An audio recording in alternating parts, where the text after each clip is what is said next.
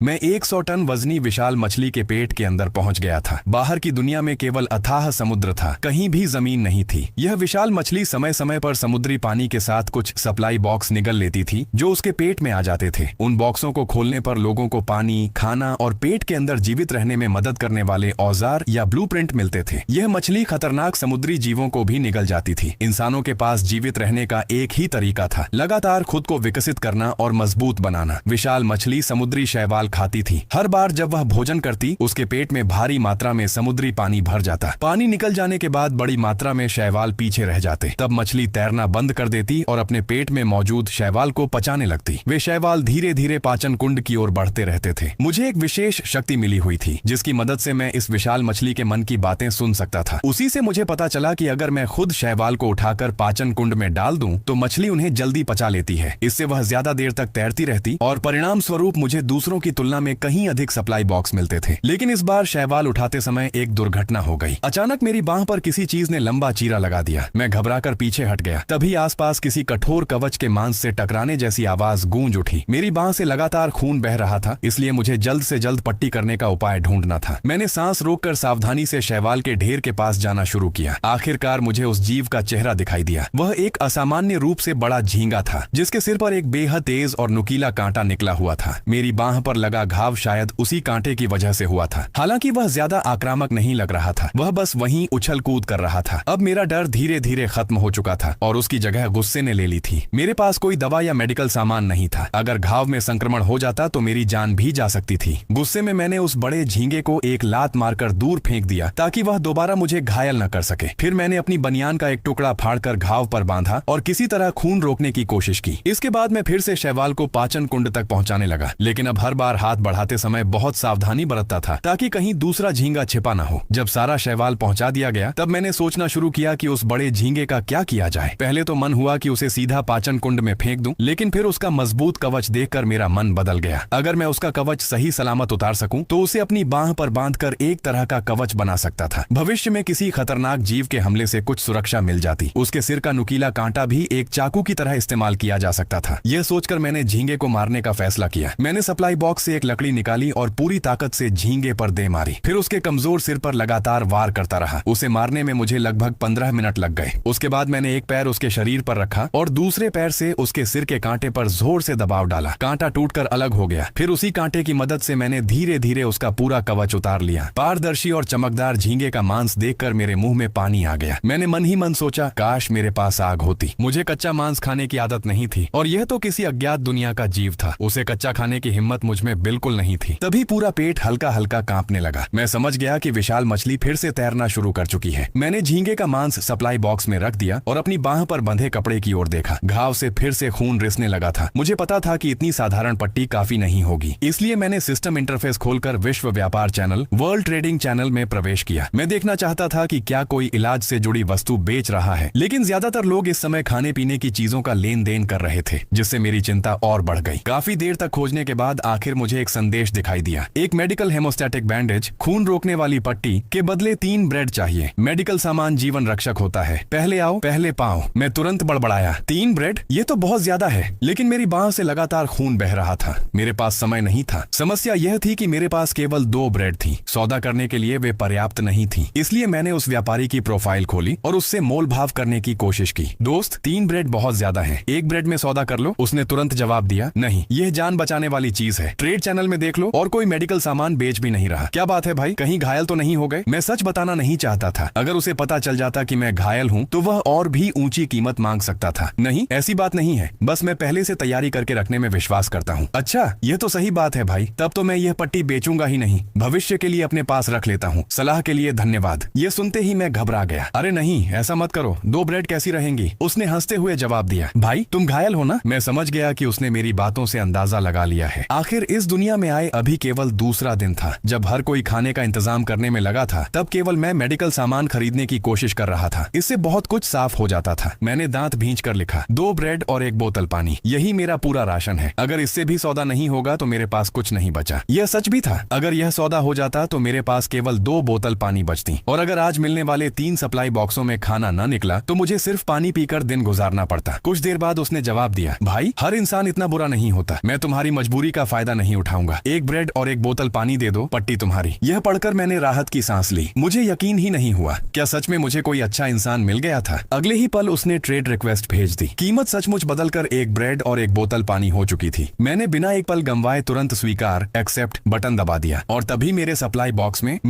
Box में रखी bread और मिनरल वाटर नीली रोशनी से चमकने लगे। अगले ही पल वे गायब हो गए और उनकी जगह एक मेडिकल हेमोस्टेटिक बैंडेज, खून रोकने वाली पट्टी आ गई। मैंने तुरंत उसे उठाया, घाव पर बंधा कपड़ा खोला और आधी बोतल पानी खर्च करके दर्द सहते हुए घाव को साफ किया। उसके बाद पट्टी बांध दी। आखिरकार खून बहना बंद हो गया। तभी सिस्टम इंटरफेस पर एक निजी संदेश आया, भाई देखा, मैंने तुम्हारी मजबूरी का फायदा नहीं उठाया। अब क्या तुम बता सकते हो कि तुम्हें चोट कैसे लगी? मैं हल्का सा मुस्कुराया। यह आदमी वाकई समझदार था। साफ था कि वह मुझ पर एक एहसान करना चाहता था और बदले में चोट लगने की असली वजह जानना चाहता था। आखिर विशाल मछली के पेट की पूरी जगह नरम मांसपेशियों से बनी थी। ऐसे माहौल में घायल होना आसान नहीं था, इसलिए मेरे घायल होने का कारण अपने आप में एक महत्वपूर्ण जानकारी थी। मैंने भी कुछ नहीं छिपाया और उसे विशाल झींगे वाली पूरी घटना बता दी। बातचीत खत्म होने के कुछ समय बाद पत्थर की सुरंग वाली दिशा से समुद्री पानी आने लगा। मैंने तुरंत शैवाल उगाने वाले टैंक को पत्थर की दीवार के पास खिसका दिया, क्योंकि वहां पानी का दबाव सबसे कम पड़ता था। फिर सारे सप्लाई बॉक्स भी उसी के ऊपर रख दिए ताकि समुद्री पानी उन्हें डुबो न सके। अब मुझे हर बार पानी आने पर बॉक्स उठाने की जरूरत नहीं पड़ेगी। समुद्री पानी हटने के बाद एक नया सप्लाई बॉक्स सामने आया। डिंग! 10 पत्थर प्राप्त हुए, 10 मिट्टी प्राप्त हुई, 10 सूखी घास प्राप्त हुई। ये क्या, सब सामग्री ही सामग्री? मुझे खाना चाहिए। अब मेरे पास सिर्फ एक ब्रेड बची थी। कुछ समय बाद मछली ने दूसरा सप्लाई बॉक्स निकला। डिंग! छोटा खेती बॉक्स, प्लांटिंग बॉक्स, ब्लूप्रिंट प्राप्त हुआ। हालांकि यह खाना नहीं था, फिर भी मैं खुश हुआ। नाम से ही साफ था कि इसका उपयोग भोजन उगाने के लिए किया जाता होगा, लेकिन अभी मेरे पास इसे बनाने के लिए आवश्यक सामग्री नहीं थी। कुछ घंटे बाद तीसरा और आखिरी सप्लाई बॉक्स भी पेट के अंदर आ गया। उसे खोलने से पहले मैंने मन ही मन प्रार्थना की, भगवान इस बार खाना दे देना। डिंग! एक सेब प्राप्त हुआ, एक केला प्राप्त हुआ। ठीक है, कम से कम खाना तो मिला। हालांकि फल ब्रेड जितनी भूख नहीं मिटाते, लेकिन फिर भी वे मुझे अगले 2 दिन तक किसी तरह जीवित रख सकते थे। तभी विशाल मछली की आवाज मेरे दिमाग में गूंजी, थक गई हूँ, अब सोती हूँ। इसके साथ ही वह शांत हो गई और मैं भी आराम करने चला गया। जब मछली फिर से सक्रिय हुई, मैं भी जाग गया। अब मुझे बस उसके भोजन करने का इंतजार करना था। इसी दौरान मैंने विश्व चैट चैनल खोला और दूसरे जीवित बचे लोगों की स्थिति देखने लगा। बड़े भाइयों, मेरे पास खाना खत्म हो गया है, सिर्फ एक तरबूज का बीज बचा है। क्या कोई एक ब्रेड के बदले इसे ले सकता है? तुरंत किसी ने जवाब दिया, तरबूज के बीज का क्या फायदा? अभी तो किसी को यह भी नहीं पता कि खेती कैसे करनी है। दूसरे ने कहा, भाई चिल्लाना बंद कर, तू कल से यही बात दोहरा रहा है। अभी हर इंसान को रोज सिर्फ एक सप्लाई बॉक्स मिलता है, उसमें खाना निकलेगा या नहीं यह पूरी तरह किस्मत पर निर्भर है। ज्यादातर लोगों के पास खुद खाने की कमी है। कोई बेकार के तरबूज के बीज के बदले ब्रेड क्यों देगा? यह देखकर मैं सोच में पड़ गया। मुझे पूरा यकीन था कि तरबूज के बीज खेती बॉक्स में लगाए जा सकते हैं, इसलिए मैंने उस व्यक्ति की प्रोफाइल खोली और उसे निजी संदेश भेजा। वह तुरंत उत्साहित होकर बोला, बड़े भाई, क्या आप तरबूज के बीज खरीदना चाहते हैं? हाँ, लेकिन ब्रेड के बदले नहीं, मैं तुम्हें झींगे का मांस दूंगा। मैंने उसे विशाल झींगे के बारे में बताया। मुझे कच्चा मांस खाने की आदत नहीं है, कुछ दिनों बाद यह खराब हो जाएगा, इसलिए मैं इसे तरबूज के बीज के बदले देना चाहता हूँ। वह खुशी से भर गया। बहुत बहुत धन्यवाद बड़े भाई। अगले ही पल तरबूज के बीज मेरे पास पहुँच गए। वाह, यह झींगे का मांस कितना बड़ा है। बड़े भाई, मेरा नाम न्यू जिकू है। भविष्य में कभी किसी मदद की जरूरत पड़े तो बस कहना। मैं हंसकर बोला, कोई बात नहीं। औपचारिक बातें खत्म होने के बाद मैंने सिस्टम बंद कर दिया। कुछ समय बाद विशाल मछली फिर से खाने लगी और मैं भी शैवाल ढोने की तैयारी करने लगा। कल वाली घटना से सबक लेते हुए मैंने अपने हाथों पर झींगे के कवच बांध लिए थे ताकि सुरक्षा मिल सके। अब हर बार शैवाल उठाने से पहले मैं उन्हें भाले जैसी नुकीली रीढ़ से खंगालता था और सचमुच आज मुझे एक नहीं बल्कि 3 विशाल कांटेदार झींगे मिले। संख्या कल से भी ज्यादा थी, लेकिन इस बार मेरे पास तेज नुकीला कांटा था, इसलिए उन्हें मारना काफी आसान रहा। कुछ देर बाद आज का पहला सप्लाई बॉक्स आ पहुंचा। डिंग! पीच कैन डिब्बा बंद आड़ू प्राप्त हुआ। मैं बेहद खुश हो गया। यह तो बढ़िया है, इसमें बहुत चीनी होगी और काफी ऊर्जा मिलेगी। खुशी खुशी मैं दूसरे सप्लाई बॉक्स का इंतजार करने लगा। इसी दौरान न्यू जिकू का संदेश आया, बड़े भाई, लगता है ये राक्षस हमेशा शैवाल के ढेर में छिपे रहते हैं, शायद शैवाल ही उनका भोजन है। यह पढ़ते ही मेरे मन में एक सवाल आया, रुको, अगर ऐसा है तो दूसरे लोगों को ये कांटेदार झींगे क्यों नहीं मिले? काफी देर सोचने के बाद मुझे एक संभावना समझ आई, शायद इसलिए कि मैं हर बार विशाल मछली की पाचन प्रक्रिया तेज कर देता था। इसके कारण मेरी मछली बाकी मछलियों की तुलना में ज्यादा देर तक तैरती थी और दूर दराज के समुद्री इलाकों तक पहुंच जाती थी। इसलिए वह उन समुद्री क्षेत्रों में जा रही थी जहां कांटेदार झींगे मौजूद थे। ये सोचकर मुझे एहसास हुआ कि मैं बाकी लोगों से काफी आगे निकल चुका हूँ। लेकिन इस बात ने मुझे खुश नहीं किया, बल्कि मैं और चिंतित हो गया। जितनी दूर मछली अपने जन्म स्थान से जाएगी, उतने ही ज्यादा खतरनाक समुद्री जीवों से सामना होगा। अगर किसी दिन वह ऐसा समुद्री राक्षस निकल गई जिसे मैं नहीं संभाल सकता, तो मेरी मौत तय होगी। तभी न्यू जिकू का एक और संदेश आया, बड़े भाई, कांटेदार झींगे का मांस बहुत कीमती है, इसे खाने पर ताकत बढ़ती है। मैं अभी एक ब्लूप्रिंट प्राप्त किया है, क्या आप एक और झींगे के मांस के बदले उससे व्यापार करेंगे? ये सुनकर मैं चौंक गया। क्या झींगे का मांस सचमुच स्टेट्स बढ़ाता है? मैंने तुरंत पूछा, कौन सा ब्लूप्रिंट? उसने जवाब दिया, रक्षा उपकरण का ब्लूप्रिंट, नाम है कांटेदार हेलमेट। इसे कांटेदार झींगे के कवच से बनाया जाता है। मैं खुशी से उछल पड़ा, ये तो बिल्कुल मेरे काम की चीज थी। मैंने बिना देर किए व्यापार स्वीकार कर लिया। ब्लूप्रिंट खोलकर देखा, कांटेदार हेलमेट बनाने के लिए आवश्यक सामग्री 3 पूर्ण कांटेदार झींगा कवच, 5 कपड़े। मेरे पास कवच तो ठीक ठाक मात्रा में थे, लेकिन कपड़े नहीं थे। इसलिए मैंने तय किया कि पहले आज के बाकी सप्लाई बॉक्स खोलकर देखूंगा। अगर कपड़ा नहीं मिला तो ट्रेड चैनल से खरीद लूंगा। इसके बाद मैंने एक टुकड़ा झींगे का मांस निकाला और चखने का फैसला किया। हैरानी की बात यह थी कि उसका स्वाद काफी अच्छा था। डिंग,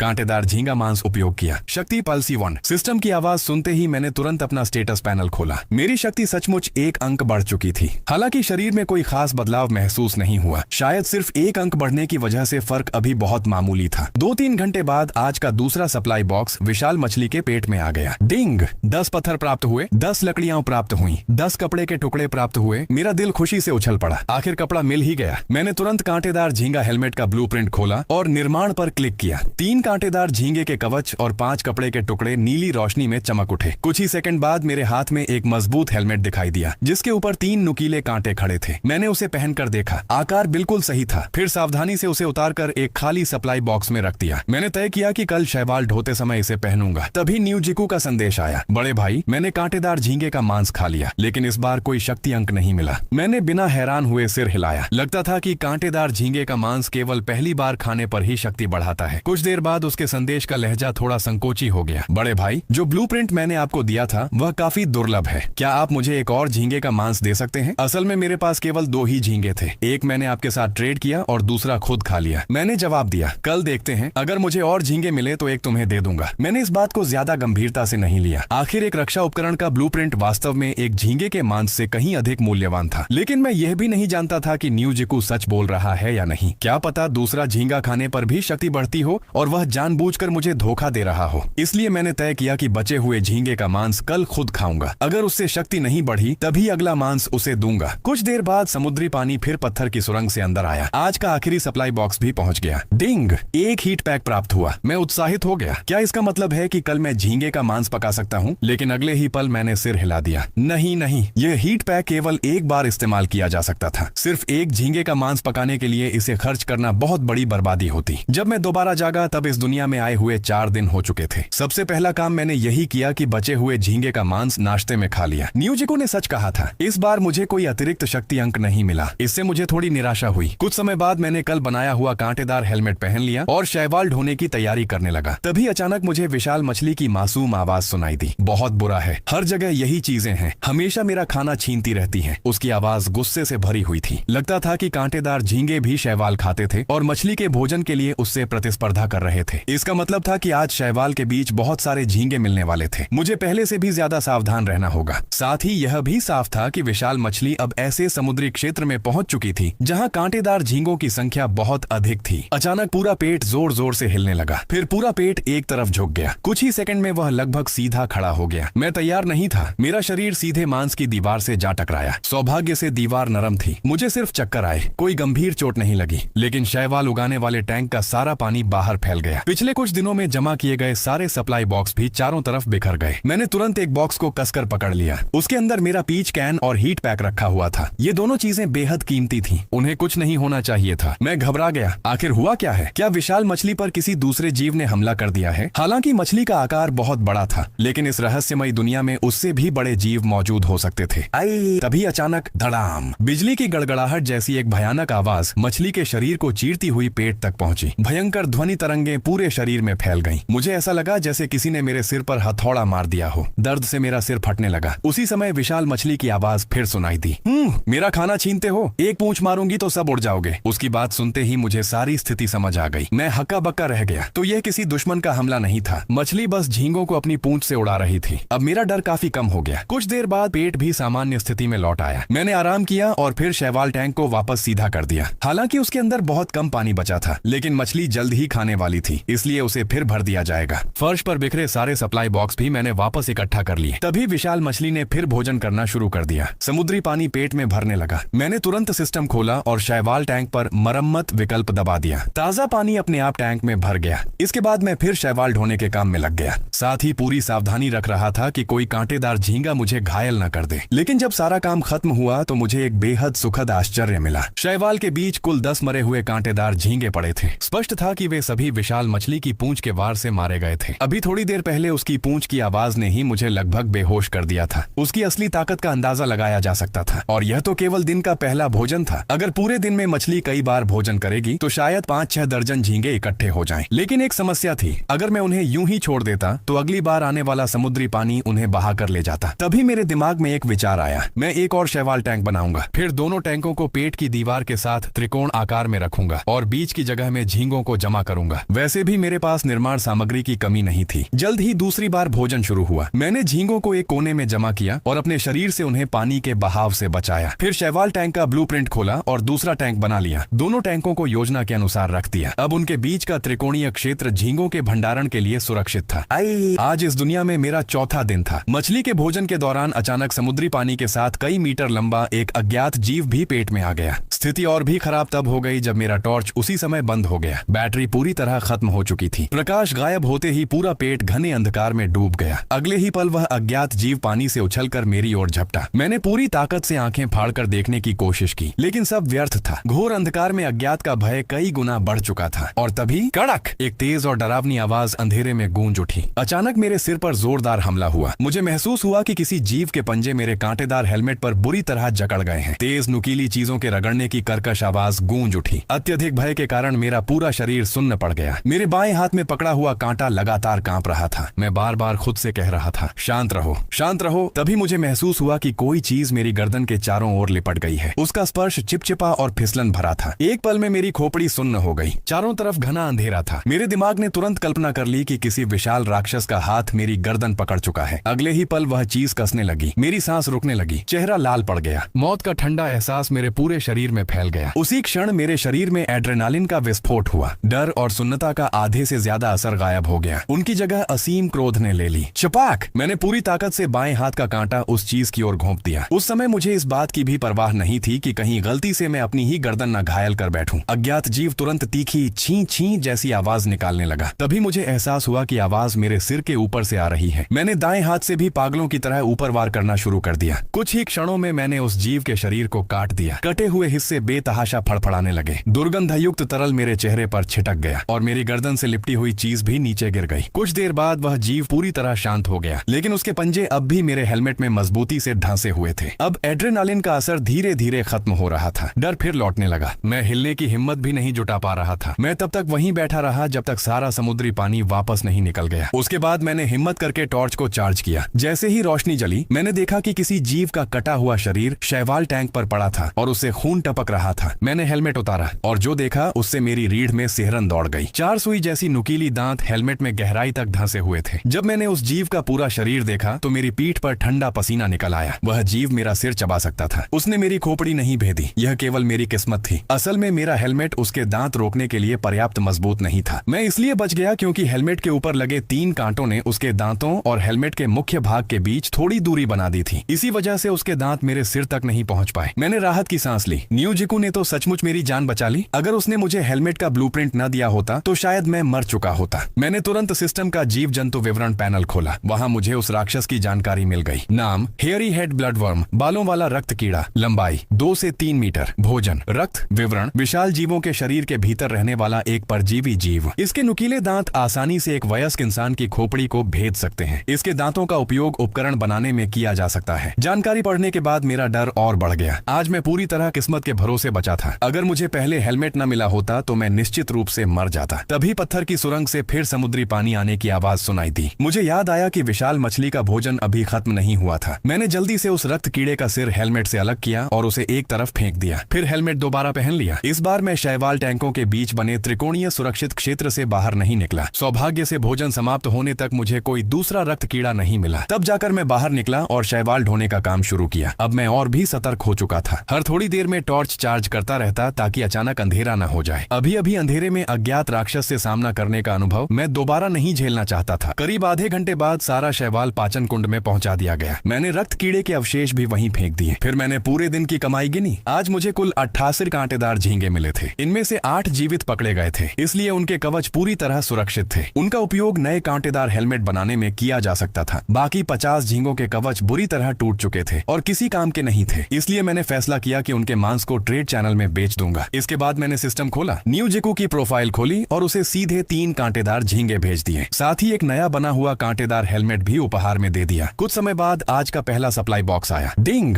11 आयरन अयस्क, 11 कॉपर अयस्क, 10 रेत। मैं थोड़ा हैरान हुआ, तो सप्लाई बॉक्स से धातु की खदानें भी मिल सकती हैं। अब मैंने कांटेदार झींगे का मांस बेचने की योजना बनाई। मैंने हिसाब लगाया, आज इस दुनिया में आए मुझे 4 दिन हो चुके थे। बाकी जीवित बचे लोगों को प्रतिदिन केवल एक सप्लाई बॉक्स मिलता था। पहले दिन के सिस्टम उपहार को मिलाकर उनके पास कुल 5 बॉक्स होने चाहिए थे। मेरी मछली दूसरों की तुलना में लगभग 3 गुना अधिक दूरी तय करती थी। मुझे दूसरे दिन कांटेदार झींगे मिले थे। इस हिसाब से मैंने अनुमान लगाया कि आज कुछ दूसरे लोग भी उनसे टकरा चुके होंगे। मैंने तुरंत विश्व चैट खोला, वहाँ सचमुच चर्चा चल रही थी। यार, मैंने कई दर्जन सेंटीमीटर लंबे झींगे देखे हैं, लेकिन नीचे ज्यादातर लोग उसका मजाक उड़ा रहे थे। भाई, क्या तुम्हें भ्रम हो गया है? स्पष्ट था कि अभी केवल कुछ ही लोगों को कांटेदार झींगे मिले थे। मेरे अंदर तुरंत बेचैनी पैदा हुई। कुछ दिनों बाद सबको ये झींगे मिलने लगेंगे, तब उनकी कीमत तेजी से गिर जाएगी। मुझे अभी ही मौका भुनाना था। मैंने बिना देर किए अपने पास मौजूद 50 झींगों को 5 अलग अलग व्यापार योजनाओं में बांट दिया। हर सौदे में 10 झींगे रखे। पहला सौदा 1 ब्लूप्रिंट इट्शन 1 झींगा। दूसरा सौदा 1 can food plus 1 bread plus 1 पानी की बोतल मॉन 1 झींगा। तीसरा सौदा 1 मेडिकल आइटम ऑक्स 1 झींगा। चौथा सौदा 10 धातु अयस्क पाउस 1 झींगा। पांचवा सौदा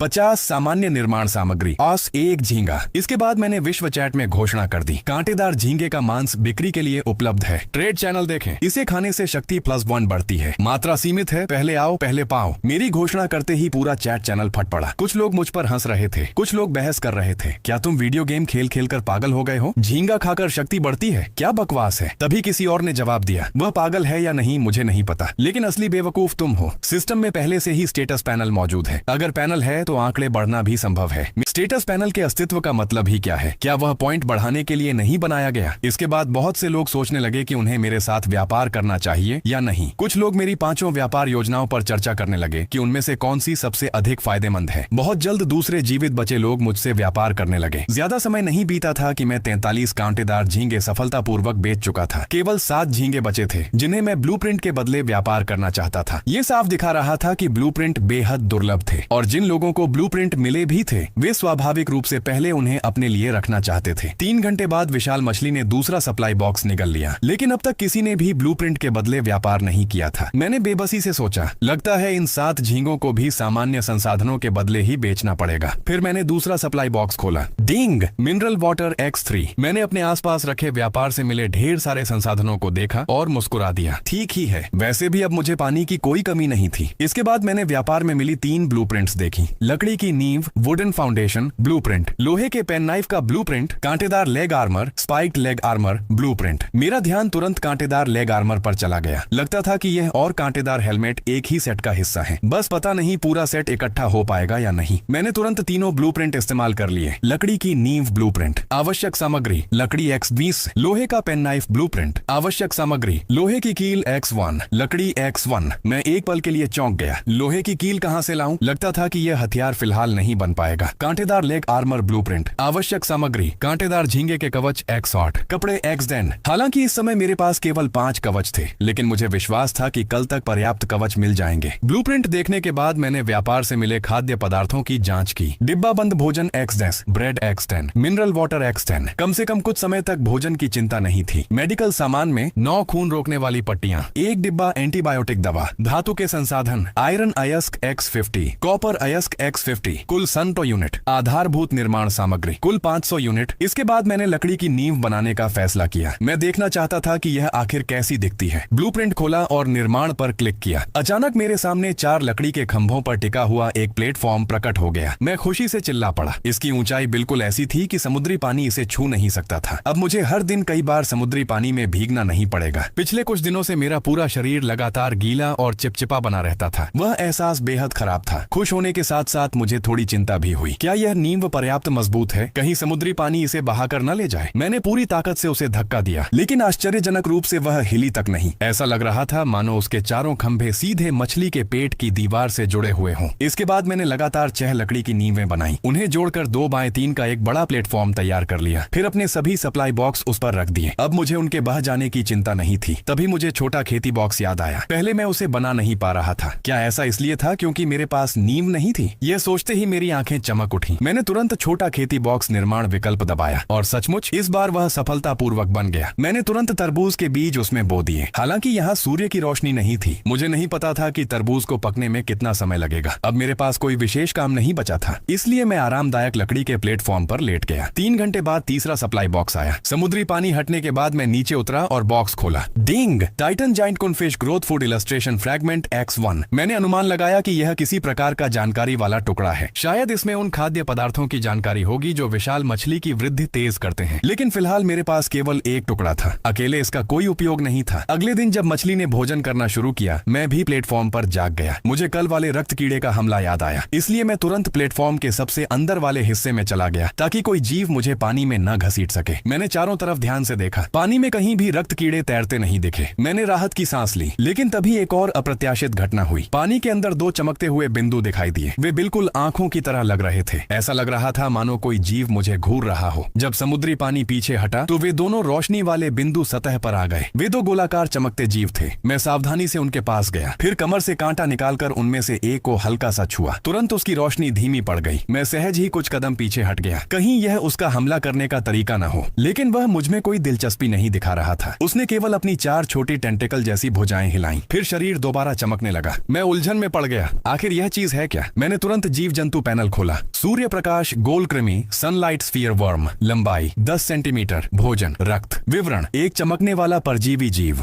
आक्रामक नहीं, शायद प्रकाश स्रोत के रूप में इस्तेमाल किया जा सकता है। मैं थोड़ा निराश हुआ। फिर एक परजीवी, लेकिन कम से कम यह रक्त कीड़े से कहीं ज्यादा प्यारा था। तभी मुझे एक बात समझ आई। इसका नाम सूर्य प्रकाश गोल कृमि था। क्या इसका मतलब यह है कि इसकी रोशनी पौधों के लिए उपयोगी हो सकती है? मैंने देखा कि उसकी 4 टेंटिकल लगातार हिल रही थी, क्योंकि उसे खून नहीं मिल रहा था। उसकी रोशनी भी धीरे धीरे कम हो रही थी। मैं उसे उठाकर खेती बॉक्स के पास ले गया, फिर उसे मछली के पेट की दीवार से सटा दिया। उसकी चारों टेंटिकल तुरंत दीवार से चिपक गईं। खून मिलने के साथ ही उसकी रोशनी फिर तेज हो गई। मैं मन ही मन प्रार्थना करने लगा, उम्मीद है इसका कुछ फायदा होगा। शायद इससे तरबूज का बीज अंकुरित हो जाए। दूसरे सूर्य प्रकाश गोल कृमि को भी मैंने वहीं लगा दिया। कुछ समय बाद मछली का पहला भोजन चक्र समाप्त हुआ। इस बार मुझे रक्त कीड़े जैसे खतरनाक जीव नहीं मिले, केवल 5 कांटेदार झींगे मिले। मैंने उन्हें तुरंत खत्म कर दिया। शैवाल का काम पूरा करने के बाद मैंने विश्व चैट खोली। मैं जानना चाहता था कि बाकी जीवित लोगों की स्थिति कैसी है। जैसा कि मैंने अनुमान लगाया था, अब अधिकांश लोगों को भी कांटेदार झींगे मिलने लगे थे। लेकिन एक और बुरी खबर थी। किसी ने यह संभावना उठाई थी कि क्या शैवाल को पाचन कुंड में डालने से मछली की यात्रा दूरी बढ़ जाती है। यह संदेश आते ही पूरा विश्व चैट चर्चा से भर गया। मेरा दिल अचानक डूब गया। अगर बाकी लोगों को भी यह तरीका पता चल गया तो मेरी सबसे बड़ी बढ़त खत्म हो जाएगी। मेरी सारी अग्रता एक झटके में गायब हो सकती थी। इसी दौरान आज का पहला सप्लाई बॉक्स समुद्री पानी के साथ अंदर आया। डिंग! टाइटन विशालकुन मछली आउटिंग वाउचर X1 प्राप्त हुआ। मैं कुछ क्षणों के लिए स्तब्ध रह गया। ये आखिर क्या चीज है? और तभी वह वस्तु